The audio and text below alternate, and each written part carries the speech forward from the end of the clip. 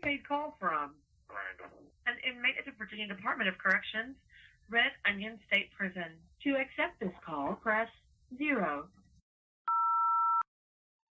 This is Randall Via, and I'm currently serving 1,214 years in Red Onion State Prison for capital murder in the state of Virginia in the USA. This is my podcast, Red Onion Randy. I hope you enjoy listening to me. Today, I'm going to talk about sentencing. Sentencing is simply nothing more than how many years you have to do in prison before you can get released, if you can get released, and what that was like for me. When I was found guilty for capital murder, armed robbery, and 2 gun charges, one in the use of felony murder and one in the use of felony robbery.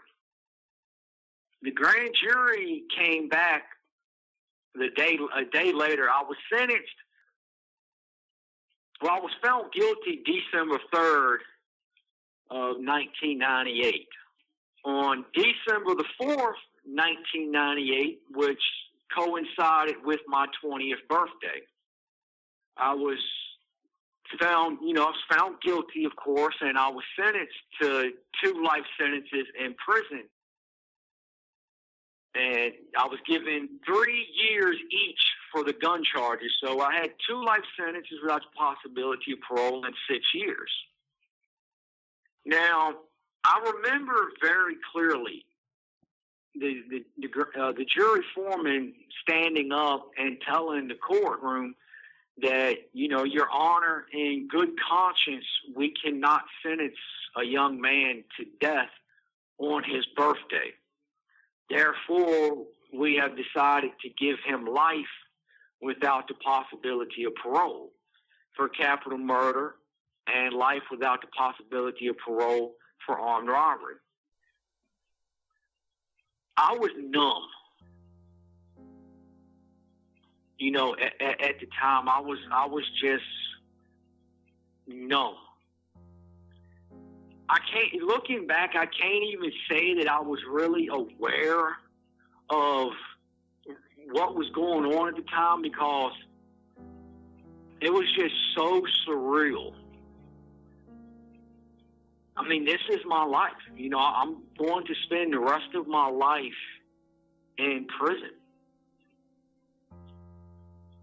And I just pictured myself just that never-ending battle, constantly battling, constantly fighting. And I was never going to be married, never have children. I would never lose my virginity. I would never do anything with my life. I was just going to be locked up. And it hit me so hard that it numbed me.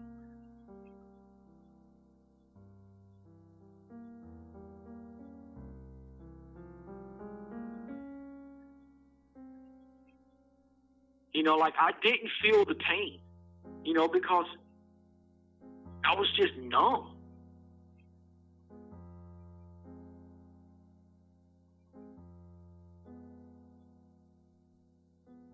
Now, this is the thing about the state of Virginia. And this is how, this is why I say I'm serving 1,214 years in the state of Virginia. Life in the state of Virginia is actually 600 years per life sentence. Though technically that's not supposed to be, because Virginia is what is called a quasi-bilateral state, meaning Virginia has to go by the letter of the law, not the spirit of the law, but the letter of the law. Now, the reason why Virginia writes on your update sheet 600 years per life sentence is because inmates in Virginia can earn good time, and lifers can earn good time. Now, if life was written down as life, 1 day of good time off of life sentence is no longer a life sentence. Therefore, they would have no choice but to release you from prison because you no longer have a life sentence. So to get around that fact, they write life sentences out as 600 years. So I have 2 life sentences, which is 1,200 years. Then I have 6 years for the 2 gun charges. And I have, let's see here, 8 years. Yeah, I got 8 years in Albemarle County for stealing a car, breaking into houses, and so on and so forth. Actually, they gave me 10 years for each crime, which was a total of 80 years. But the judge suspended all of it except for 1 year for each charge. So that's where I got the 8 years, and that comes up to a total of 1,214 years. And that's currently what I'm doing. When you get that kind of time, it's hard to process. Even to this day, I'm still processing it, and I've been in prison for 23 years straight on this charge with this time hanging over my head, and it's like the sword of Damocles. It's just swinging back and forth over top of you.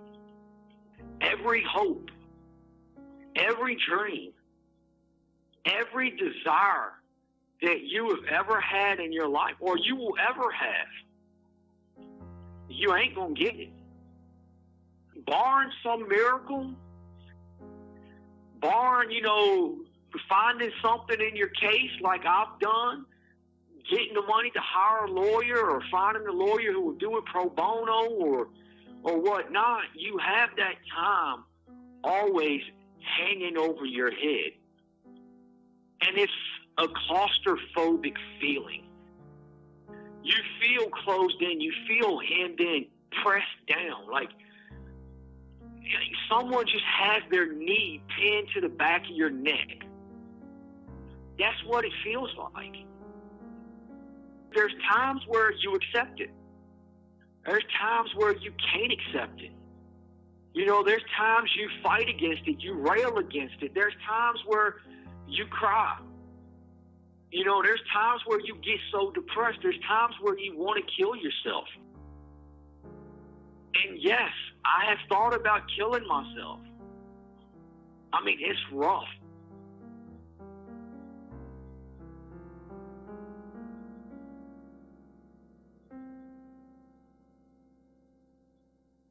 There's a difference between being punished and being abused. And that's something my dad never knew. He didn't know how to punish me. All he ever did was just abuse me. And that's what the state of Virginia, the court system is doing. They're not punishing guys for what they do wrong.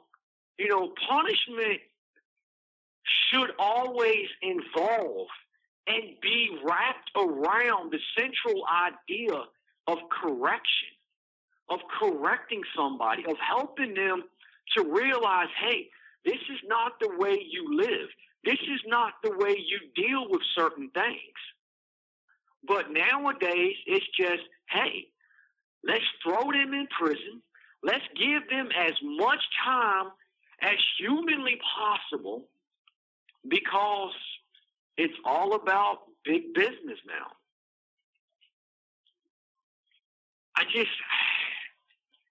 When you have this kind of time, let's face it, even when a person has 20, 30, 40 years, they're going to be old men before they have a chance to get out. And the thing about the state of Virginia is they no longer have parole.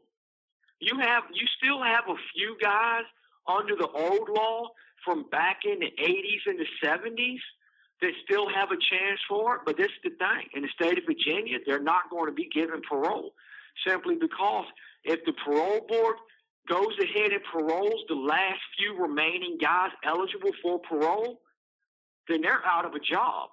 And they're not going to lose their high-paying jobs so they can let some prisoner out of prison. That's just the way it is. I don't even have that. I don't have that hope. The only thing I can hope for is that somehow Governor Ralph Northam will give me a pardon before he leaves office this year. Or that someone, some lawyer out there will hear my podcast, and they can practice law in the state of Virginia, and they like, you know what? It would not be a waste of my time to help him get out of prison. And the fact of the matter is, I have everything I need. I already know exactly what to do to get out of prison, and it's pretty much guaranteed a slam dunk. I don't know how to file the paperwork, and it's, I'm not willing to risk it trying to file it on my own because you only get one shot. So it's a very frustrating life, I can't, I'm trying to explain it to you. I'm trying to come up with the words to convey the despondency, and it comes and it goes. There's days where everything is okay, and that scares me. Oh my God, does that scare me?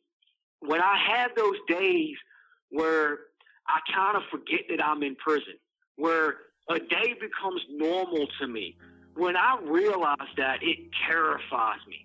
Because I don't ever want prison to become my normal. Because when it becomes my normal, I become institutionalized. And when I become institutionalized, that's it. You can stick a fork in me because I'm done. And I have hope.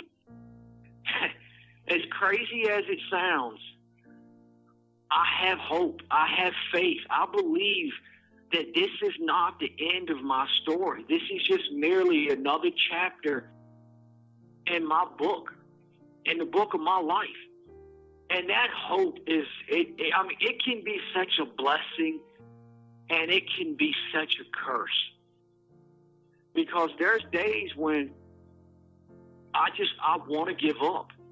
There's days I want to quit.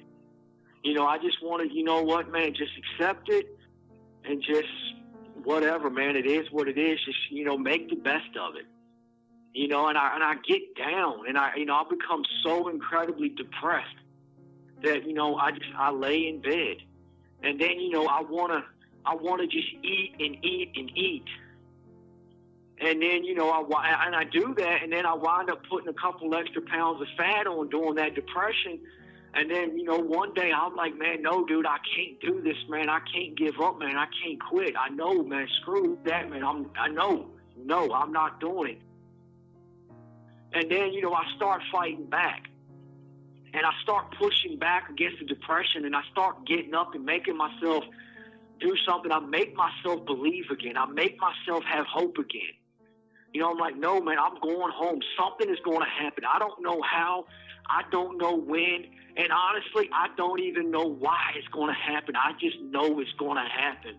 And I get on my knees and I ask God to forgive me for being weak.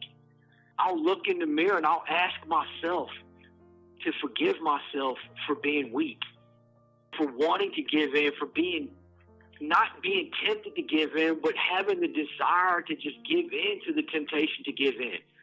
And I apologize to myself. And then, I have to start working out all over again to lose a little bit of, extra fat I put on because, I was eating my feelings because that was the only thing that gave me some sense of solace, some little bit of happiness is when, I could sit there and just eat something. I know I'm not doing a good job of trying, of explaining this to you because it really, truly is one of those things you have to experience to understand and really get. When a person comes in and they only have, a couple of years, really that's nothing. And that doesn't really affect them the way having life sentences affects, guys with, life sentences. It's that juxtaposition. And to sit there and see a guy go home, at the same time you're happy for him, and at the same time you're hurt by him because he gets to go home. He gets another chance. And the crazy thing is, and I don't know why this is, but it kind of seems like the guys like me who have life sentences after life sentences after life sentences piled on top of them, we get to a place, within 10 to 15 years of our bed, we grow up. We start to mature. We start to realize that, that lifestyle that we was living, all of those people that we hurt, when that regret and that remorse hits you, it changes you. It does. And then you have this life sentence over your head. You don't have the possibility for parole. You don't really have the possibility for any type of early release. And you sit in here and you've changed. You're no longer the same person, and you know in your heart.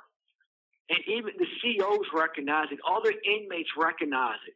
Like, hey, if this person was to get out of prison, I've had COs tell me, man, dude, I would not have a problem with you getting out of prison right now. He said, man, I would give you a ride home if I could.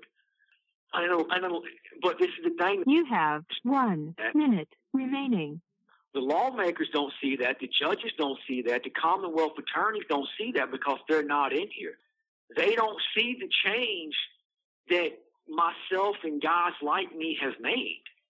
That right there hurts worse than anything, knowing that, hey, if you was given this shot, you would never screw it up. But also knowing at the same time, 9 times out of 10, you're never going to be given this shot. I hope I did what I could, to try to give you an understanding of what it's like to have all of this time over your head. I know I kind of failed a little bit, but I did what I could. This is Red Onion Randy. I hope you enjoyed listening to my podcast. For those of you who listen to me on Apple Podcast, I would appreciate it if you would give me a review and a rate me. Preferably 5 stars, but I'll take whatever you'll give me.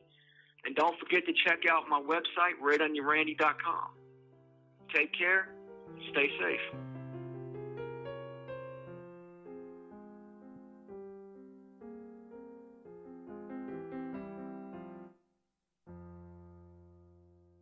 Thank you for using GTL.